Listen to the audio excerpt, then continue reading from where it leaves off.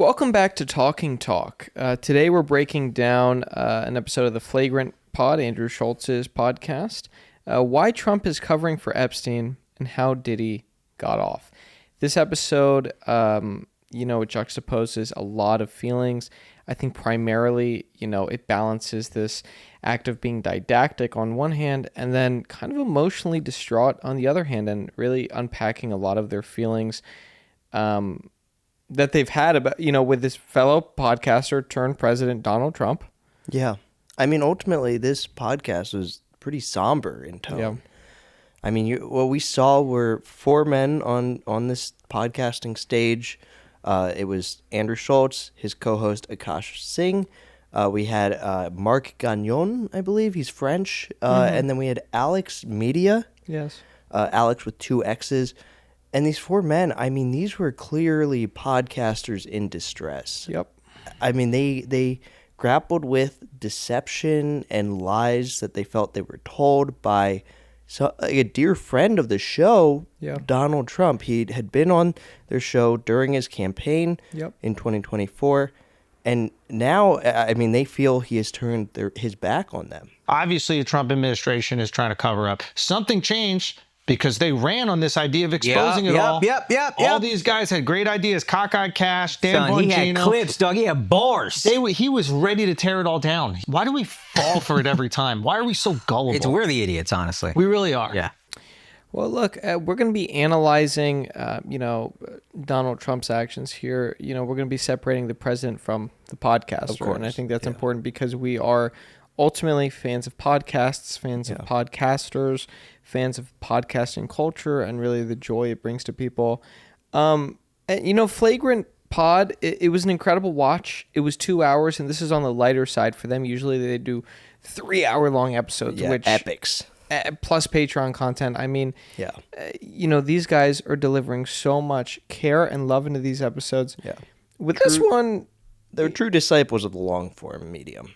They are, but with this one, if you notice, we're wearing our tinfoil hats because, as a little tip of the tinfoil caps to Flagrant, because, a lot of what they're getting into maybe is more conspiratorial, right? And I mean, look, they were all gussied up in their own, bits of tinfoil on their heads and even covering their crotch in the case of Mark. I'd say taint region included. Yeah, the gooch, what have you, but they were all dressed up in this for, the first probably 45 minutes or so maybe. And then they all shed them gradually, their pieces of tinfoil. Why did they shed them gradually? Well, at one point... This was an act of solidarity. It was, and it's solidarity that brings us to putting tinfoil on our own heads and covering. Yes, but, sir. Yeah, Andrew, I mean, at one point he gets flustered and tinfoil flies off of his head. And Israel, that's kind of what it feels like. I mean, there's like an insane amount of ties to Israel in this. But let's say it is an intelligence operation, like you just said. He had a well-crafted hat balanced perfectly upon his crown. And a rubber band would have helped. Yeah, and that's going to be a ding on the wardrobe department. Guys, please, when we're designing props and costumes, let's make sure they have the functionality, right? Yeah, but this thing tumbled off, and he just kind of threw it to the side. He's like, okay, maybe I'm done with this. It was fun as a bit at first. And then we saw the other three on stage gradually shed theirs. Showcase. We're going to talk about this guy. They ran on it. They ran on, cleaning out the swamp. They ran on all. He basically was like, I was told to stand down. Yeah. From someone above me. I think it was like the exact quote. But. So to me, I think that's where we can at least, it's like inserting yourself in every piece of influence in American culture. Yeah. To the point where even the producer of the show, whose name I never caught, but every now and then he'd be previewed or he'd be displayed in the bottom left corner. He had his own producer camera. He had been wearing a tinfoil hat earlier on in the episode. The other camera malfunctioned 10 days before. Yeah. Stopped recording 10 days before.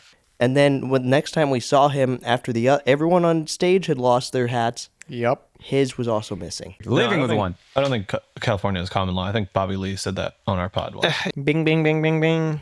So that was a nice touch, I guess. A show of reverence and solidarity from all the other four besides Andrew after, his first wardrobe malfunction, which was major. And it's kind of like, look, If one of us does this bit, we all do this bit. And later in the episode, Mr. Schulz put back on his tinfoil hat. Oh, Epstein. We wish him well, dude. So we wish him well. Oh, didn't Trump do that at one point? Yes. No, he did that to Ghislaine. Yeah. Yeah. And Akaash followed lead. Because you love India so much. I do love India, but I am American. Yeah. That So- was nice to see. You know, these guys, they stick together through, you know, thick and thin. Yeah. Starting off here, what did we think about the set? I mean, you know, it had some nooks and crannies, it had alcoves in the wall behind them, Yep. and tiling around those alcoves that really were reminiscent of a Turkish bathhouse. There's plenty of exposed brick, exposed tiling. You know, the plants. For me, I'm a texture guy, right? So seeing this array of all these different textures, this kind of jean jacket couch that housed the three co-hosts, and then Mr. Schultz's, Button chair? Snickers beige love seat, Yeah. that did have the capability to swivel. Yeah. As opposed I to the noticed that. couch, you're locked in. Yeah. And not only are you locked in, say you're in middle, you have to go up to use the bathroom. Now that's a whole process. Yeah. We saw Akaash at one point go to the bathroom. Love bomb. That's what I'm saying. Stop putting the pepper on my shit. No, you just love her. Yeah. But he was on the end of the couch, so he could easily go. Yeah. But, I that thought, is a privilege. Yeah, it certainly and is. the swiveling, the mobility there, they didn't have that. That's just a side. But I thought this lended itself to, really shaping the outcomes and the direction of the fishbowl conversation. I mean, Andrew was the clear group leader in steering the conversation at many points throughout the episode. And then the other three, they're kind of like the panelists. They have their own takes, and Andrew presses them on these takes and really tries to get to the heart of what they believe. And at points, they're kind of the peanut gallery, right? Yeah. There's a lot of cross chatter that at points, the noise hits devastating decibels, right? That's my daughter, bro. I know, That's my daughter, bro. Wait, no, we were too close. We were too close. It wasn't. That's my daughter, bro. It's a I need to get it with all due respect. I That know was my that daughter. was yo. wild. I'm I'm saying what you said to the girls when you wore your top. That was crazy. crazy. That wants to be bombed with love. I love my wife though. I You wanna want to be bomb me? Yeah. Where you can't quite decipher who's saying what, who's cracking what incredible joke. And look, I love a podcast with incredible energy and just fun outbursts, but the noise pollution on this one really at times muddied the skies, and I couldn't really see the bright stars of knowledge and insight that all four guests had to offer at times, but it was just the cross chatter really clouded the skies, and I couldn't really grab onto any one star in these moments of extreme noise interference. Well, a huge positive for me was seeing, a podcast set where they're not locked into mics and they're not locked into headphones. Yeah. And really, this felt like four buddies in mom's basement. Pizza rolls are in the oven and they're just getting loose. They're on spring break. They're going to say some stuff that maybe it should stay in mom's basement. But guess what? We're sharing everything now because Meta's stock, all these companies, it's got to go up. Because we're making content for it. Yeah. Because how else are these guys going to get all that money, right? I got to make some content. And then you're going to get some cash. Yeah, I mean, it's the Maybe gas. not the most. No, of course not. But top podcasters, you're going to get a piece of that pie, right? But you have to help bake the pie. It's not going to bake itself. Yeah. You do the work. You got to put the gas in the engine. And, Yes. the gas sellers, the gas stations, they aren't the ones making in the big bucks. I mean, that goes to the world leaders who are negotiating gas prices and oil prices. And it just, so at the end of the day, we all contribute to this content ecosystem. And Yes. it's powerful to be reminded that we are combining or contributing about the same amount as, incredible thought leaders like Andrew and Akaash and Mark and AlexxMedia. Here's what I want to say about the set that I think could be improved. Yeah. And I think you'll agree here. I think I will. The beverages, it was helter skelter. Yeah. I mean, it looked like someone wrote piggy on the wall in blood. Yeah. I mean, we had Poland Spring lying around everywhere. We had a protein shake bottle, a little mixer thing. We had it next to a beautiful glass decanter. Yeah. We had Black Rifle coffee just strung everywhere. It was like a bomb went off in there, you know? I want to know, too, to keep in mind, like I imagine Black Rifle Coffee Company, because their products were put in plain sight, I do think that there was likely a sponsorship happening behind the scenes. Okay. It could have been ad motivated. And I just wondered because there were 2 cans at Alex's feet on the one end of the couch. And do you then think there's he was one getting a can. bigger cut? I do wonder. He's getting a bigger share price? I wonder if he's a bigger spokesperson for Black Rifle Coffee Company, if maybe he's, more of a niche influencer that BRCC, or is it, BRCC, if they've latched onto him and thought that maybe his audience would resonate more with, the drink of Black Rifle Coffee Company. But yeah, it just was strange that there were 3 on set, but 1 was on the center table, but 2 for Alex. I just am like, share the load, man, unless you're getting a bigger cut of the check. And who knows? But the check has come due with the technicals. Yeah. The headroom was horrible. Yeah. Headroom was horrible. At times, it was disastrous. Yeah. I mean, there were moments, I think it's very late into the episode. I mean, this one's going to stick with me for a while. Yep. But it cuts to Akaash, and he is like in the bottom 1/8 of the frame. I mean, he is sinking into his seat, and for whatever reason, we cut to like the solo shot on him, and the frame, you can barely see him. Yeah. So much headroom above him. I just think, hey, look, maybe keep it on the group shot at this moment. Like, we don't need to cut to this frame unless the cam op is ready, has the frame ready to accommodate for Akaash's slouching and slinking. At this point, I really think they're going to need a posture expert and coordinator coach in there to kind of say, you're slumping? Yeah. Stop slouching. Yeah, get it together, pull yourself back up. Because, if the camera is set, I will say there's only so much the camera operator can do. These guys were talking a lot in this episode about personal agency. Yeah. And accountability. And accountability. And, there's points... There's so much in this episode, we couldn't possibly cover everything. But they're saying, it's crazy that, Gen Z and millennials were promised this incredible future of upward mobility. If you go to college, if you spend this money on a degree and you get educated, you're going to be rich, right? You're going to have all these cars and a nice house.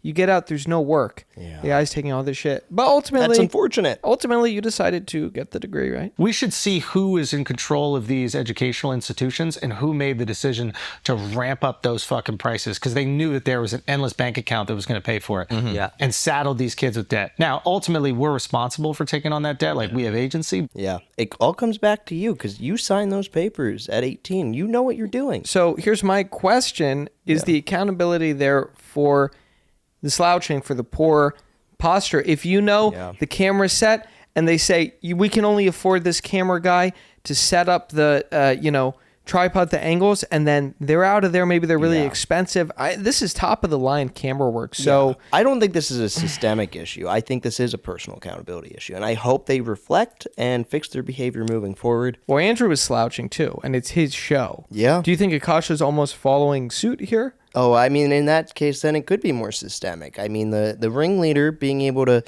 sway the public influence with his guests. I guess, I mean, look, Andrew, you got to be a better figurehead of this show if you want, your guests to be on their best behavior, have their best posture, have their best interests in mind.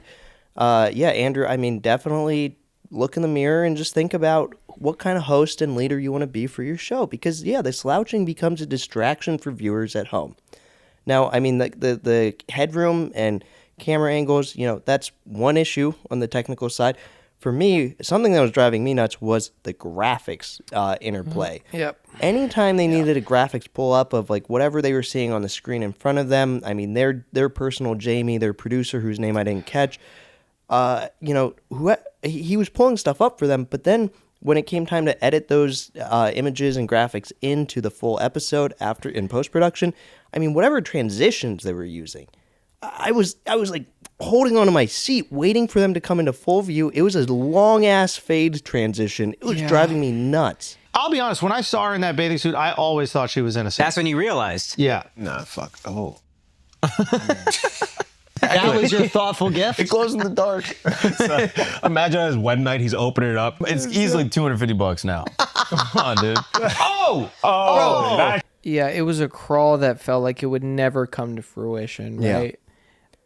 Just give me the final thing in what? I don't know, like 5 frames? This transition should realistically be 5 frames long. I'll give them 10 frames. I just think this dragged on for maybe like 3 seconds before we finally saw the fully crystallized image. And then also, I mean, these things were coming up a few seconds late. I mean, they weren't, the graphics team really was not on top of it in terms of just putting it in as soon as the hosts mention what they're talking about or allude to what they're seeing. They were probably playing on their phones, but I wonder if this is kind of an imprinted behavior because who else was on their phones during this episode, right? I mean, we don't kind of have the best role models. No, on-set phone etiquette is out the window. I mean, we see Mark trying to sneakily blast off a few texts to, I don't know who, maybe ChatGPT. I was told Epstein belonged to intelligence and to leave it alone. Who told you that? ChatGPT. Maybe playing a little whale trail. We don't know. But he's like sneaking it earlier on in the episode. I don't even know where this might have been. Akaash is on his phone playing Infinity Blade. Yeah, and then Andrew. Andrew, in the final he's playing stretch, Plants vs. Zombies, guarantee it. Yeah, he's sliding into home base and decides to pull out his phone in the last minute of the episode. Really disconcerting to see from a podcast host because, look, wrap up the episode at that point. You know, I'd love to hear you talk more, but if it's between you giving us, you know, half of your attention because the other half of it is building a tiny tower on your phone, I just don't need to be there for that end of the conversation. Just wrap it up sooner, and you can get back to Tiny Tower that much faster. Or if you're playing a game like Dragon Veil, which we don't know, you know, look, you can check in on it every other day. You don't, if you're going to miss some daily quests, that's fine.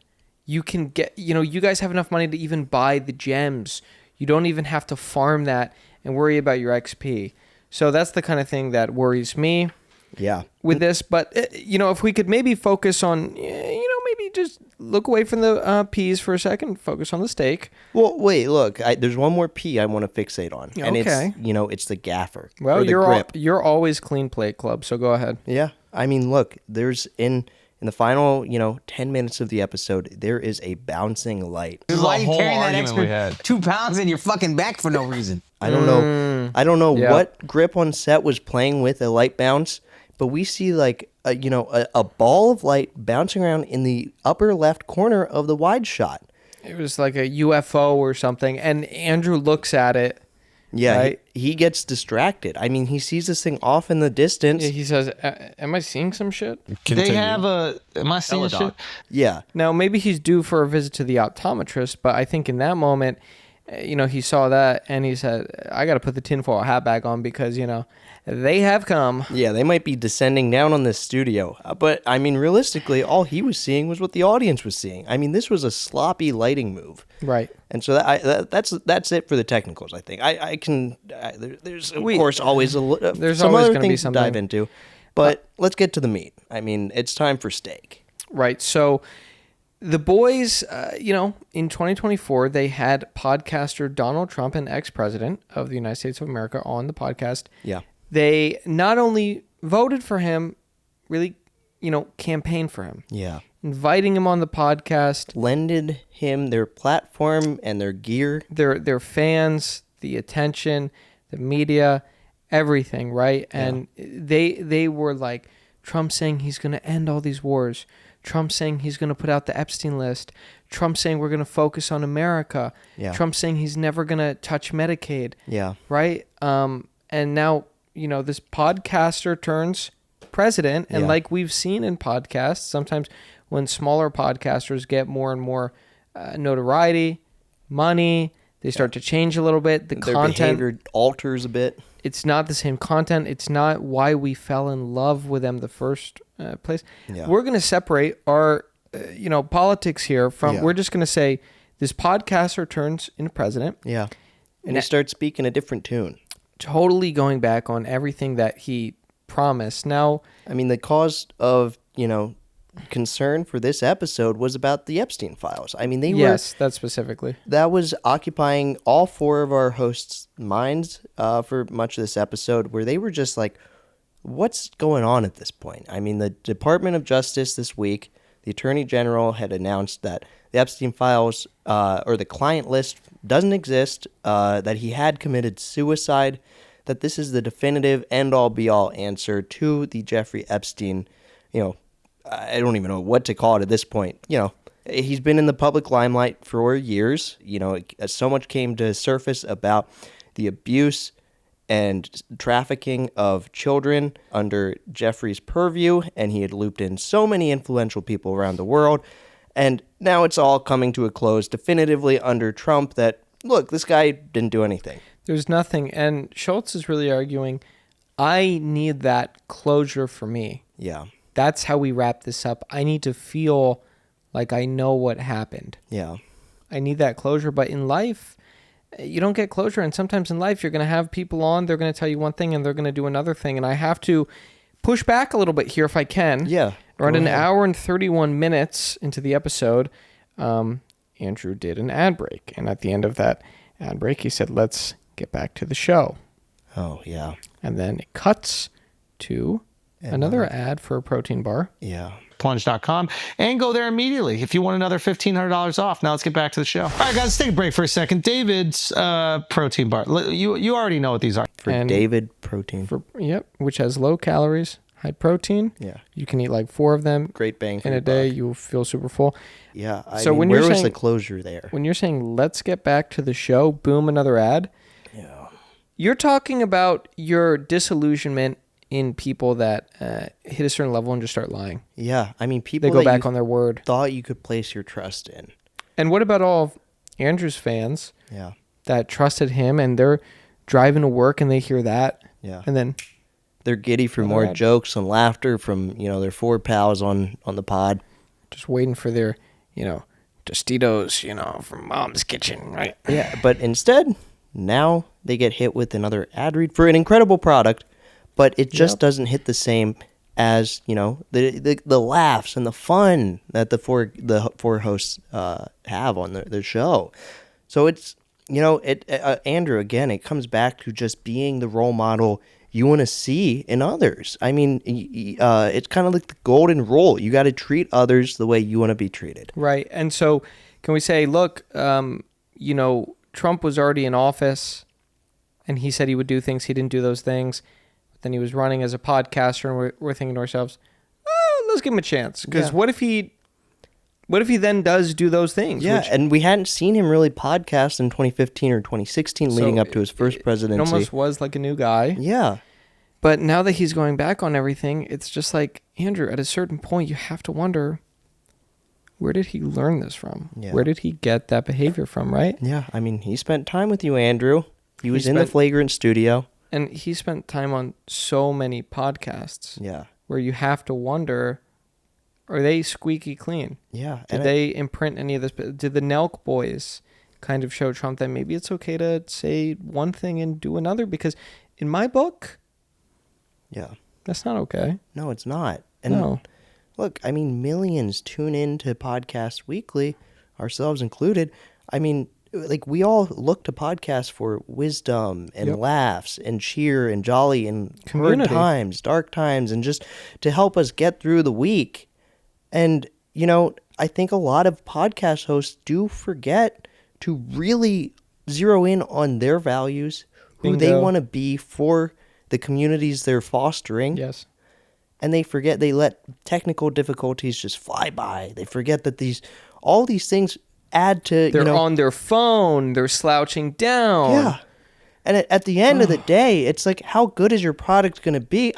It's always going to be great, but it just, these small things add up, and it's just, who are we at the end when the podcasts we tune into aren't reaching and striving for perfection? Well, look, at a certain point, you have to understand that we are consumers. This is a consumer-based economy, and the guys were talking about this, right? Yeah. Consumerist culture is the perfect form of slavery. Because it's slavery with no rebellion. Because you have all your shit, prices are low. I can't be oppressed, Mark. I got a Nintendo Switch too. What's beautiful about podcasts is, the ad reads. Podcasts do lend themselves to helping build up and foster this consumer culture. But again, Andrew, you can't be deceptive about it. You can't say back to the show after advocating for Plunge.com and then hit us with Dave's Protein. You have to do it candidly. You can't cut corners on your ad reads where you're, scratching your head or, You know, you got Akaash barging into frame on, I believe it was Mark promoting his tour dates. Let's play that. Guys, Mark world's Gagnon fastest here. ad reads. Just suck his dick at the shows. All right, I'm Fort so Worth, tired Texas, of Austin, fucking- Texas. You know, it's like your little brother comes in, he's jumping on the bed while you're trying to do, a Zoom presentation for school, right? Yeah. And that happens every day to people. Yeah. Every day. We don't need to see it in podcasts. That's No. not something we need to see I've reflected. lived through that. Yeah. In the ad reads, let's keep it, and like self-promotion, let's keep it to the ads and the self-promotion. Look, deception was a major part of this episode. I mean, the guys were talking about love bombing, trying to get a definition there. Yeah, I believe this was like a good 20 minutes of conversation. Maybe even more than that, luckily. It might have been, yeah. And Andrew ultimately hit a joke. They said, love bombing is not telling a girl that her pussy stinks. Love bombing is not telling a girl her pussy smells. Oh my God. That is an act of love. Yeah.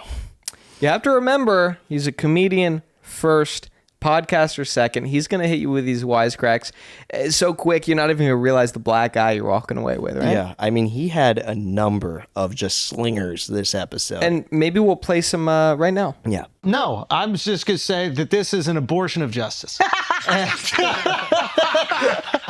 The responsibility for defense is on the team that has the goal. God damn! Poetry. God damn! No, this is This a good guy's on metaphor. fire. It's a good metaphor. Let him cook. Let him cook. They're bitches. This is in the Constitution. You go on a guy's boat, he's going to use your throat. Zinger after zinger. I'm walking away. My jaw hurts. I'm bruised up. And it's just lights out all episode. And this is what people tune into Flagrant for, is just the fast laughs, the witty hits. Bop, bop, bop. And so it makes it all the more distressing when, our four hosts are just troubled with, a former guest, a friend of the pod, messing with them. I think it's also the element that they're kind of feeling like, look, did we vote for him? Yes.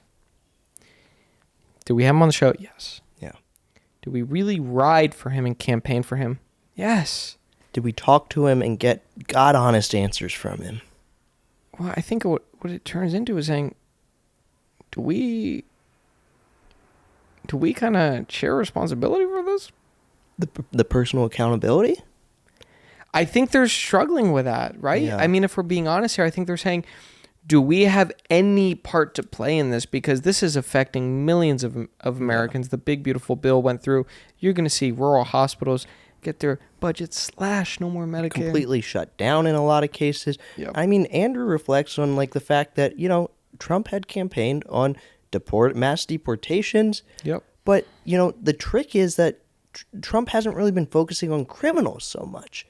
But Andrew did say he's like, I like that he's changed a bit and is maybe backtracking a little bit on deporting, restaurant workers and farmers and whoever else might be in the country and be doing, legitimate work. He's doing the exact opposite of everything I voted for. Yeah. I want him to stop the wars. He's funding them. I want him to shrink spending, reduce the budget. He's increasing it. It's like everything that he said he's going to do, except sending immigrants back. And now he's even flip-flopped on that, which I kind of like. But he's like, oh, well, we kind of need the people working in restaurants and we need our farmers. And Andrew's like, yeah, I mean, I like that he's maybe, changing his tune a little bit on that. But Akaash is like, but I'm also not seeing him deport criminals. I don't even know if the criminals are getting sent back. I know there's a lot of people with green cards getting sent back. There's people who aren't criminals getting sent back. I don't know if you're sending back the criminals first. You're definitely not doing it first. I don't know if you're sending them back at all. So nothing has happened. And you were more optimistic than I was because I judge him by his first four, and it was Mr. Drain the Swamp, Mr. Build the Wall, he didn't do a lot of the stuff he promised in the first four, so why would anything I already expect politicians to not do most of the shit they say. Mm-hmm. Look, at the end of the day, we have to ask ourselves, does the Flagrant pod hold any responsibility for Trump's reelection? Plenty of podcasts, chipped in and, spoke to Trump, got honest answers from him, upheld journalistic conventions to, get the truth from a man running for president. And, they played a role in informing the public. There are people that maybe would like a path to citizenship that I have a lot of empathy for. You have to start with the criminals. Agreed. Okay. I think the more important question is ultimately, does Andrew need to be held accountable for not completing all his Dragonvale quests before he clocks in to host Flagrant with the other 3? Yeah. Do they need to be held accountable for not checking with their grip ahead of time? If the grip's going to be doing all these flashy light bounces late into the episode, all 4 of them should know, hey, this is going to be happening. Don't allude to it. Yeah. Don't be like, what, am I seeing things? Like, you should know what's happening on your team. You got to be a direct and confident leader, and you got to be honest with yourself in the end. You have to be able to, see your own shortcomings and work your hardest to try to fix those and amend for them. I completely concur.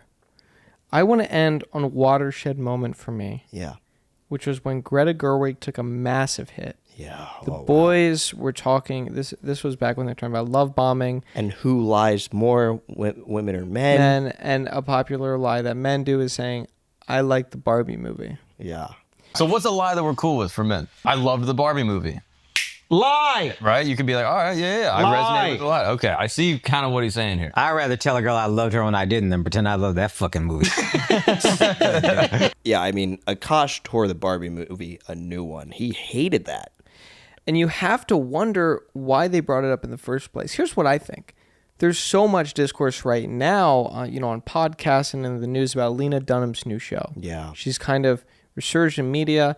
And Girls is all the latest fad now. That's right. Doing rewatches and watches for the first time in your case.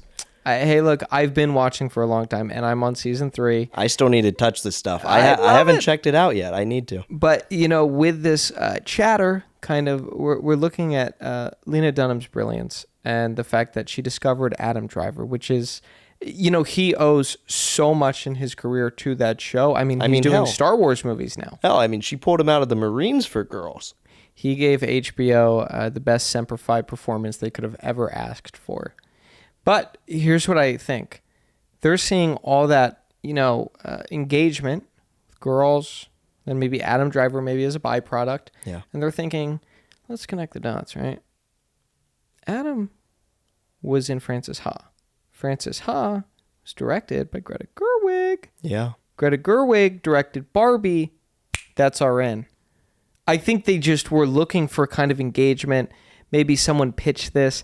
And again, I'm wearing my tinfoil hat. The connective so maybe tissue, this is a little out there. The connective tissue between Barbie movie and Girls Yes. is Adam Driver. That's what I'm thinking. And Lena Dunham is, a hot commodity in the news, right? Okay. And these are New York guys. Yeah, they're with it. They know what's topical. I mean, look, they were Girls filmed in their hometown. That's huge. Right. But the boys really hated Barbie. I mean, it wasn't a New York movie, was it? Well, what was a New York movie? It was Place Beyond the Pines. Upstate. And who starred in Place Beyond the Pines? Bradley Cooper. And who else?